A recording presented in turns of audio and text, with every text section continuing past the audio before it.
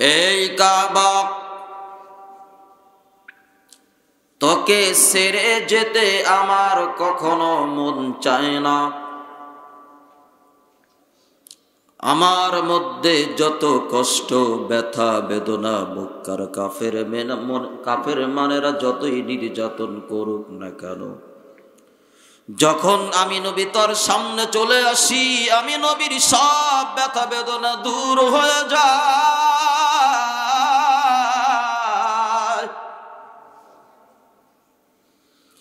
এই কাবা তোকে ছেড়ে আমি নবীর তো যেতে মন চায় না। আমার মাতৃভূমি ছেড়ে আমি নবীর যেতে মন চায় না, কিন্তু কাফের বেঈমানেরা আমাকে বাধ্য করেছে। আমার উপরে এত জুলুম আর নির্যাতন, আমার আল্লাহ আদেশ করেছেন, হুকুম করেছেন, সেই জন্য বা কাবা তোকে রেখে আমি বিদায় নিয়ে চলে যাচ্ছি। তবে আমার আল্লাহ ওয়াদা করেছে, আমি নবীকে আবার তোর মাঝে আমার আল্লাহ ফিরাইয়া দিবে।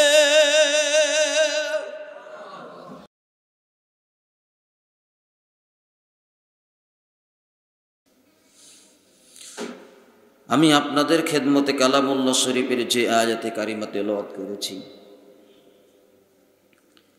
এমন একটি আয়াত, এমন একটি সূরা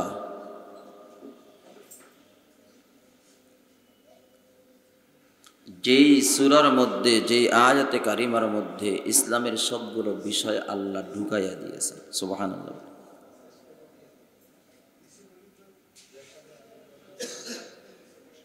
আল্লাহ সব জিনিসগুলো আল্লাহ ঢুকাইয়া দিয়েছে। ইসলামের প্রতিটি বিষয় আল্লাহ ঢুকাইয়া দিয়েছেন। ইবাদতের যতগুলো ক্ষেত্র রয়েছে, ইবাদত যত রয়েছে, সবগুলো ইবাদত আল্লাহ এই আয়াতের মধ্যে ঢুকাইয়া দিয়েছে। পার্থিব জীবনে এহ জগতে যা কিছু আছে আল্লাহ এই আয়াতের মধ্যে ঢুকাইয়া দিয়েছে।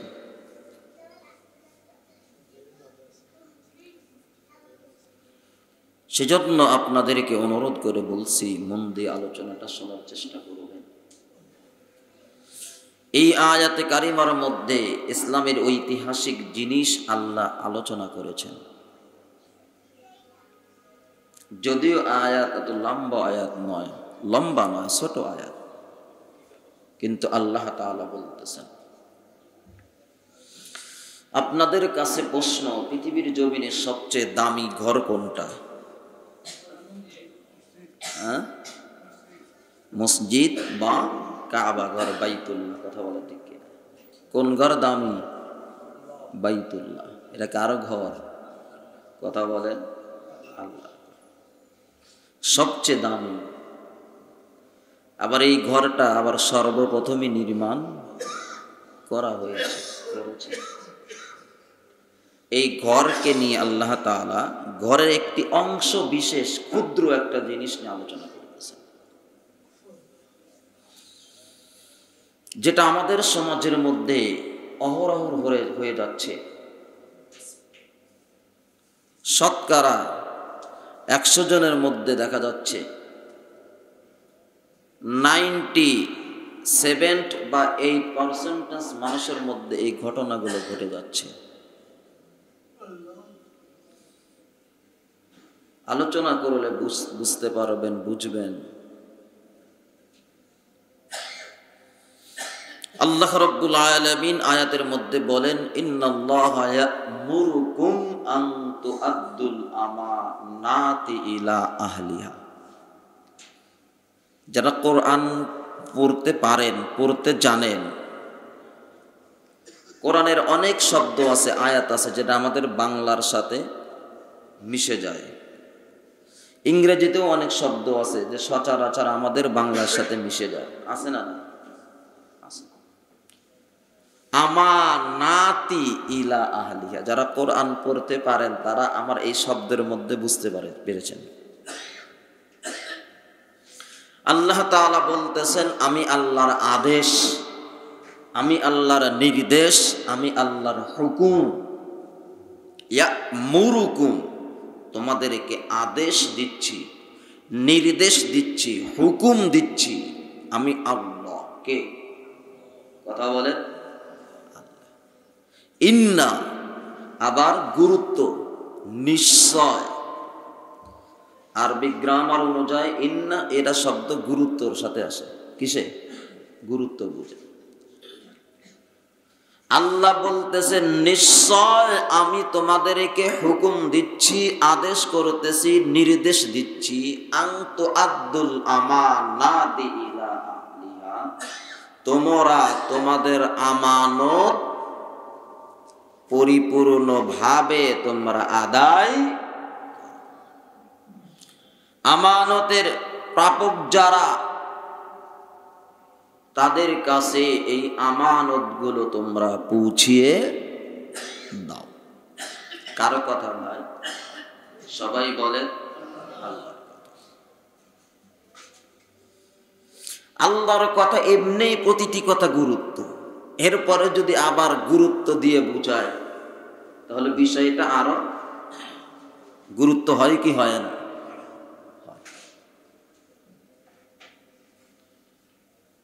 আল্লাহ তাআলা বলতেছেন নিশ্চয় আমি আল্লাহ তোমাদেরকে আদেশ দিচ্ছি, হুকুম দিচ্ছি, তোমরা তোমাদের আমানত, হকদারদের হক তোমরা পরিপূর্ণভাবে আদায় করো। এই হলো আয়াতের প্রথম অংশ। দ্বিতীয় আল্লাহ বলতেছেন وَإِذَا حَكَمْتُمْ بَيْنَ النَّاسِ, যখন তোমরা মানুষদের মাঝে বিচার করবে, সালিশ করবে, গ্রাম নিয়ে বিবাদ লেগেছে, এই বিবাদটা মিটাইবা, মীমাংসা করবা, দরবার করবা, সালিশ করবা।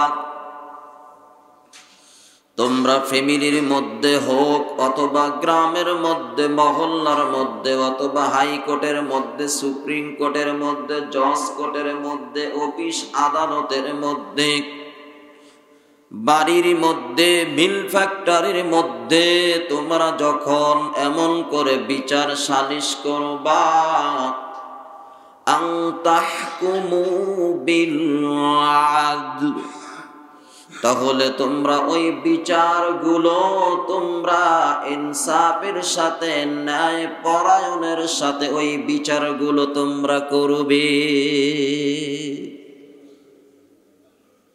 কে বলতেছেন? সবাই বলে আল্লাহ। ও মুসলমানি বান্দা, কথাগুলো দিল দিয়ে শোনো রে ভাই।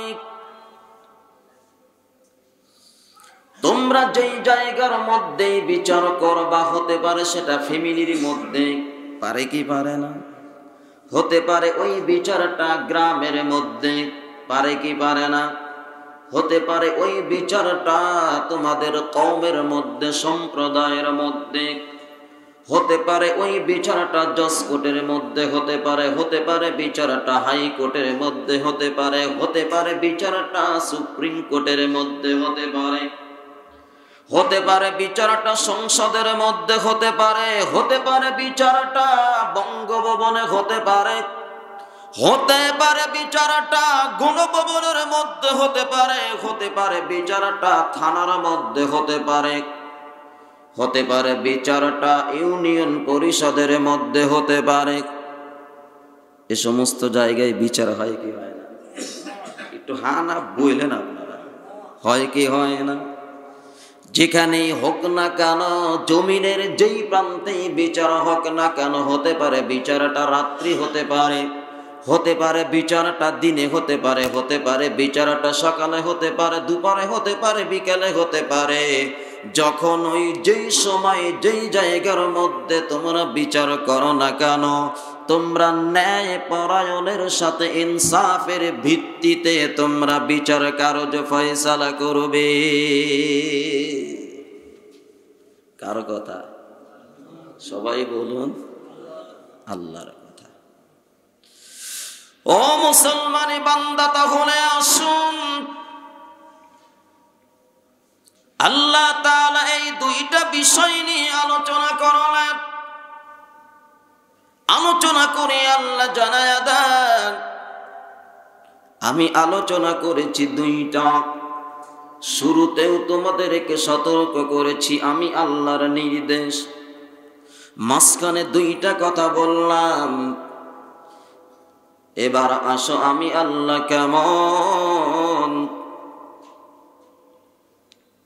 আল্লাহ তাআলা বলতেছেন, শুনে রাখো, তোমরা যেখানেই বিচার করো না কেন, সংসদের মধ্যে করো না কেন, অফিস আদালতে করো না কেন, হাইকোর্ট, জজ কোর্ট, সুপ্রিম কোর্টের মধ্যেই করো না কেন, গণভবন, বঙ্গভবন, সংসদের মধ্যেই করো না কেন, ঘরের মধ্যে, বাসার মধ্যে, গ্রামের মধ্যে, কওমের মধ্যে, সম্প্রদায়ের মধ্যেই করো না কেন, রাত্রেই করো না কেন, দিনেই করো না কেন, আমি আল্লাহ তো এমন। আল্লাহ বলেন, ইন্নাল্লাহা সামিউম বাসীর।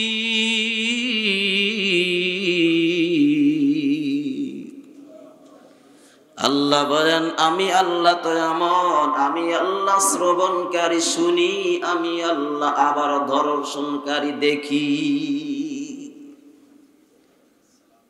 সামিউম বাসীর। আল্লাহ বলেন, আমি আল্লাহ তো শুনি, তোমরা যা কিছু করতেছো, বিচার যেভাবেই করতেছো না কেন, আমি আল্লাহ শুনতেছি। তোমরা যেভাবেই করো না কেন, কথা কোন স্টাইলেই বলো না কেন, কোন অ্যাঙ্গেলেই কথা বলো না কেন, আমি আল্লাহ সেটাও দেখি। কিছু আল্লাহ যে বললেন না, আল্লাহ দেখেন কিনা বলেন? কেমন করে দেখেন? চশমা দিয়ে, অনবেক্ষণ যন্ত্র, দূরবীন দিয়ে দেখা লাগে? হ্যাঁ, মুফাসসিরিন কিরাম বলেন, লেখেন, 7 জমিনের তলদেশে একটা কালো পাথরের উপরে, অন্ধকারের মধ্যে আবার একটা কালো পাথর, এই কালো পাথরের উপরে একটা কালো পিপিলিকা যে হেঁটে যায়, এটা আমার আল্লাহ দেখে। ওই পিপিলিকা যে পাথরের উপরে হেঁটে যায়, ওটার আওয়াজ আমার আল্লাহ পরিষ্কার শোনে। তাহলে আমার আল্লাহ কেমন দেখে? চশমা দিয়ে দেখা লাগে? কথা বলেন না কেন? দূরবীন দিয়ে দেখা লাগে? দেখেন না, আমাদের দেশের মধ্যে, পৃথিবীর প্রতিটি দেশে মাস শেষে চাঁদ উঠলো না, এটা দেখার জন্য অনবেক্ষণ যন্ত্র নিয়ে কুমুটি বসে না। কথা বলেন না কেন? বসে কি বসে না? বিশেষ করে রমাদান মাস আসলে বেশি দেখা যায়। রমাদান মাসের শুরু আর শেষ। কথা বলেন না কেন? আল্লাহ বলেন, আমি আল্লাহর দূরবীনের প্রয়োজন হয় না, অনবেক্ষণ যন্ত্রের প্রয়োজন হয় না। আমি আল্লাহ সামনেও যেমন দেখি, পিছনেও তেমন, ডানেও তেমন, বামেও তেমন, আরশে আজিমের উপরেও তেমন, জান্নাত জাহান্নামের মধ্যেও তেমন, 7 তল জমিনের নিচেও তেমন, সব কিছু আমি আল্লাহর সামনেই হাজির। ইন্নাল্লাহা সামিউম বাসীর।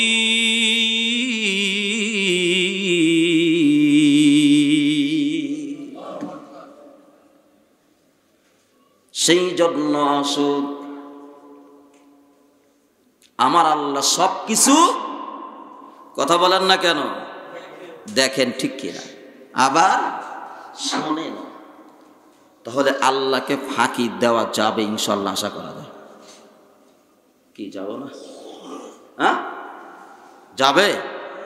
ফাঁকি দেওয়া সম্ভব? সম্ভব? আল্লাহ বলেন, দেখি, শুনি, তাই না, তোমার অন্তরের মধ্যে কি কল্পনা জল্পনা করো সেটাও জানি, সেটাও। ইন্নাল্লাহা আলিমুম বিযাতিস সুদূর।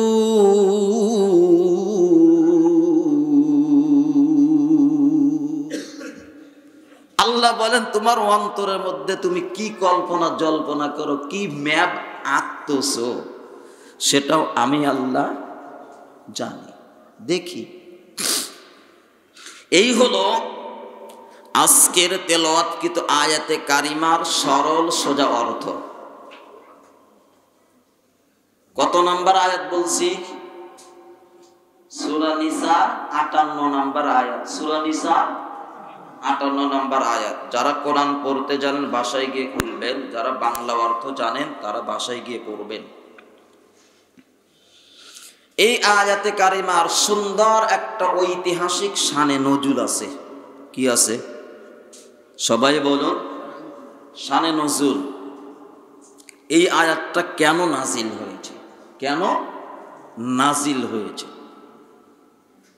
এবার আপনাদের কাছে একটা প্রশ্ন, আপনাকে যদি আপনার বাড়ি থেকে কেউ বের করে দেয় আপনার খুব মজা লাগবে? হ্যাঁ, কষ্ট? আপনাকে যদি আপনার মাতৃভূমি থেকে বের করে দেয় খুব মজা লাগবে নাকি কষ্ট লাগবে? সবাই বলেন না কেন? মক্কার কাফের বেঈমানেরা আমার নবীকে তার ঘর থেকে, বাড়ি থেকে, দেশ থেকে তাড়িয়ে দিয়েছিলেন কিনা? কথা বলেন। দিয়েছিল। মক্কার জমিন থেকে মক্কার কাফের বেঈমানেরা নবীকে তাড়িয়ে দিয়েছিল। মক্কার জমিনে থাকতে কি দিয়েছিল? কথা বলেন না। নবী তার প্রিয় মাতৃভূমি ছেড়ে যেতে চান নাই, বাবার ভিটা দাদার ভিটা ছেড়ে যেতে চান নাই, তার জন্মের স্থান ছেড়ে যেতে চান নাই। আবার সেখানে আল্লাহর ঘর বাইতুল্লাহ। ওই মাতৃভূমির প্রতি টান বেশি ছিল না কম ছিল? কথা বলে। আপনার বাড়ি থেকে যদি আপনাকে কেউ বের করে দিতে চায়, আপনি নিজেও তো বের হবেন। জান চলে যেতে পারে কিন্তু বাড়ি ছাড়বেন না, প্রাণ চলে যেতে পারে কিন্তু বাড়ি ছাড়বেন না। এরপরেও যদি আবার সেখানে যদি সবচাইতে দামি জিনিস আল্লাহর ঘরে যদি থাকতো, বিষয়টা কি চারটেখানি মনে করতেছেন? হ্যাঁ, চারটেখানি। আল্লাহর নবী বের হতে চাচ্ছেন না, যেতেও চাচ্ছেন না, কিন্তু মক্কার কাফের বেঈমানেরা নবীকে ছাড়তে বাধ্য করেছেন। নবী যখন ঘর বাড়ি ছেড়ে, এলাকা ছেড়ে বের হচ্ছেন, বারবার কাবার দিকে তাকায় আর দুই চোখের পানি ছেড়ে নবী ঝরঝর করে কাঁদতেছে।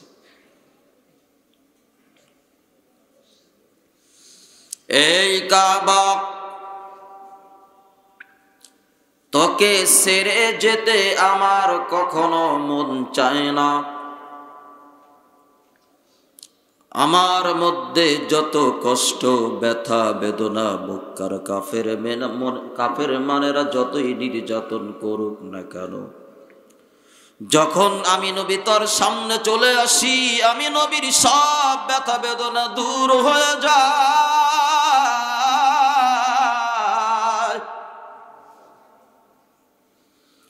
এই কাবা তোকে ছেড়ে আমি নবীর তো যেতে মন চায় না। আমার মাতৃভূমি ছেড়ে আমি নবীর যেতে মন চায় না, কিন্তু কাফের বেঈমানেরা আমাকে বাধ্য করেছে। আমার উপরে এত জুলুম আর নির্যাতন, আমার আল্লাহ আদেশ করেছেন, হুকুম করেছেন, সেই জন্য বা কাবা তোকে রেখে আমি বিদায় নিয়ে চলে যাচ্ছি। তবে আমার আল্লাহ ওয়াদা করেছে, আমার আল্লাহ ওয়াদা করেছে, আমি নবীকে আবার তোর মাঝে আমার আল্লাহ ফিরাইয়া দিবে। আমার আল্লাহ ওয়াদা করেছে তোর মাঝে আবার আমার আল্লাহ আমাকে ফিরাইয়া দিবে। নবী মনের মধ্যে হাজার ব্যথা বেদনা নিয়ে নবী মক্কা ছেড়ে চলে যায়। মদিনার জমিনে দীর্ঘ 10 বছর অতিবাহিত হওয়ার পরে আল্লাহ রাব্বুল আলামিন আমার নবীকে আয়াতে কারিমা নাজিল করে জানায়া দেন, বন্ধু আমি আপনার মাতৃভূমিকে ফিরাইয়া দেব। কি সুবহানাল্লাহ বললেন না? আয়াতে কারিমা নাজিল করলেন, ইন্না ফাতাহনা লাকা ফাতহাম মুবিনা, আমি আপনাকে আবার মক্কা বিজয়ের সুসংবাদ দিয়ে দিলাম। ইযা জাআ নাসরুল্লাহি ওয়াল ফাত, আমি আপনাকে মক্কা বিজয়ের সুসংবাদ দিয়ে দিলাম। যেই মক্কা থেকে আপনাকে তাড়িয়ে দিয়েছি, এই মক্কা আবার আপনার হাতে চলে আসবে। সুবহানাল্লাহ, আর জোরে বলি না সুবহানাল্লাহ।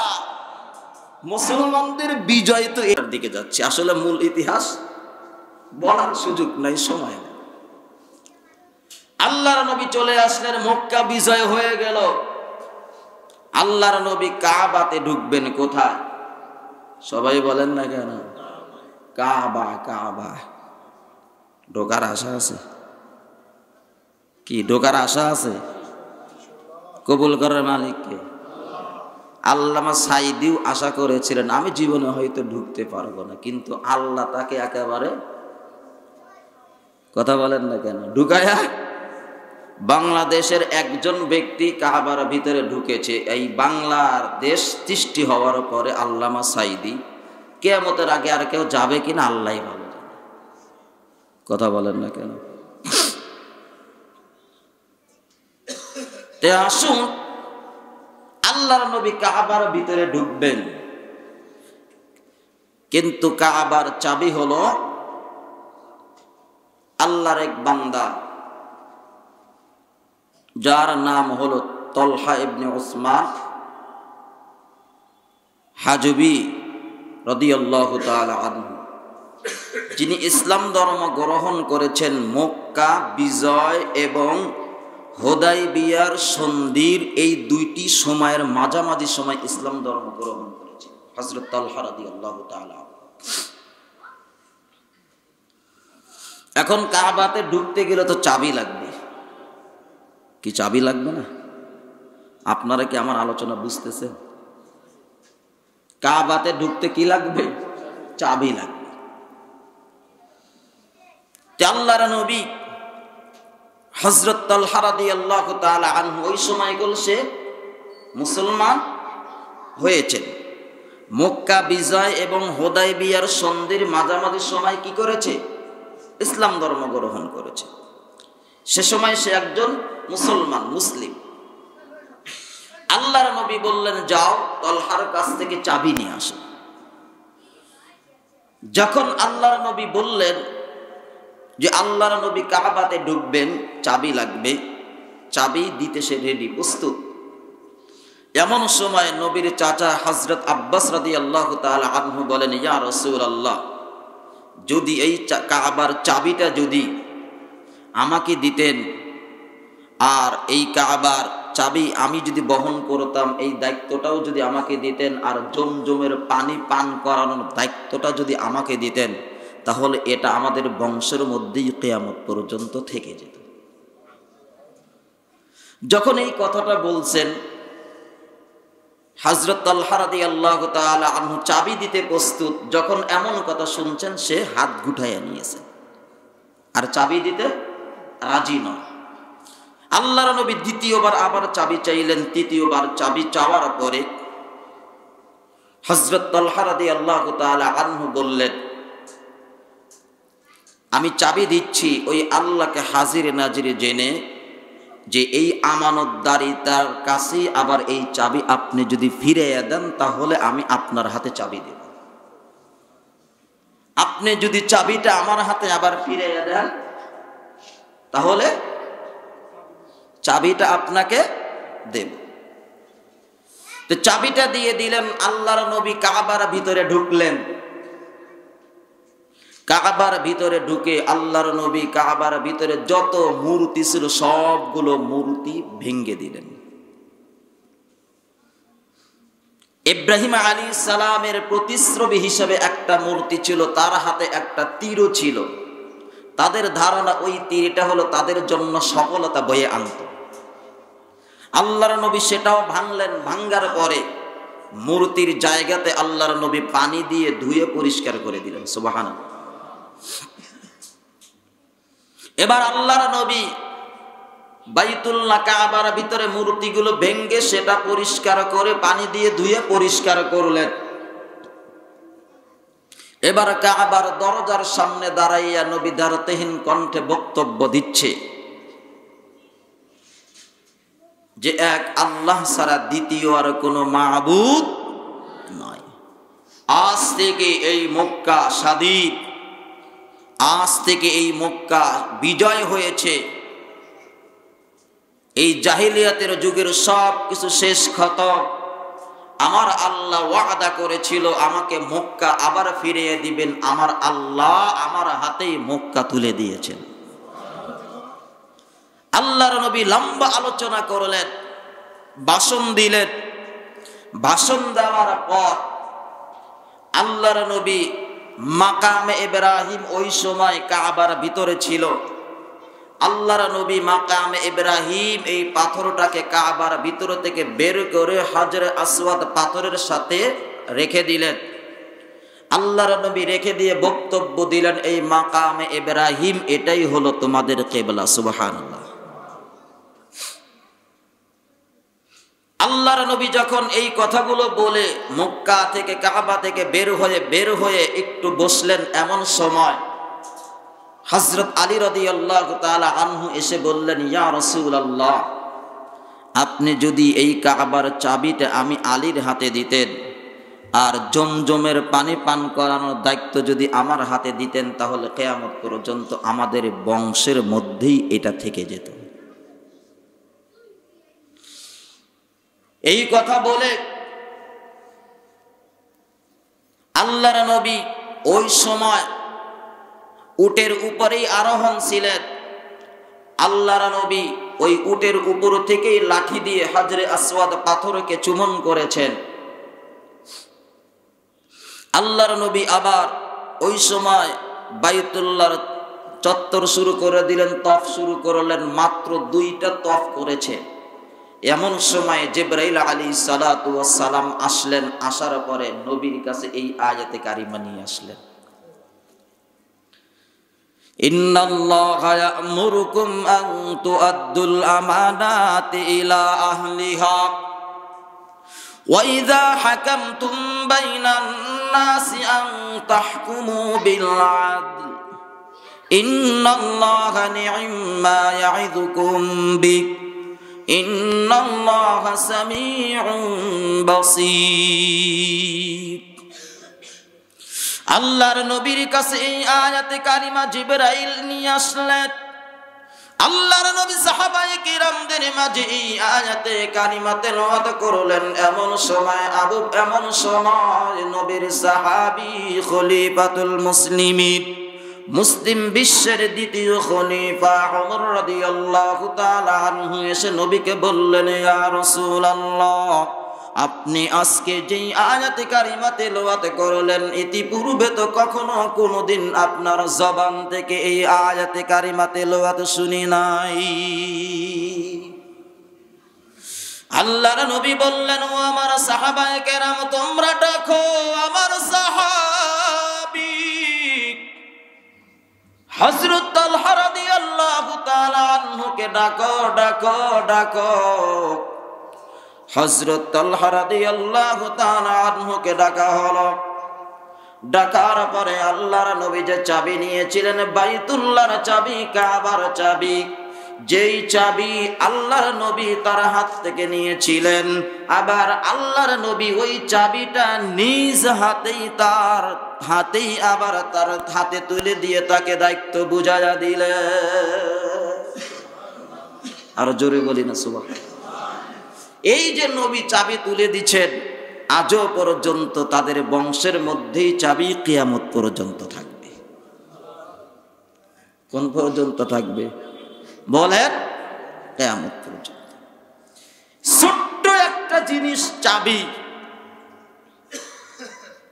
আল্লাহ রাব্বুল আলামিন সেটার আমানত রক্ষা করলেন কিভাবে দেখেন।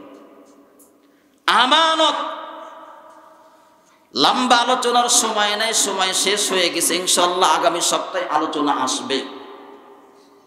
আমানত কি জিনিস?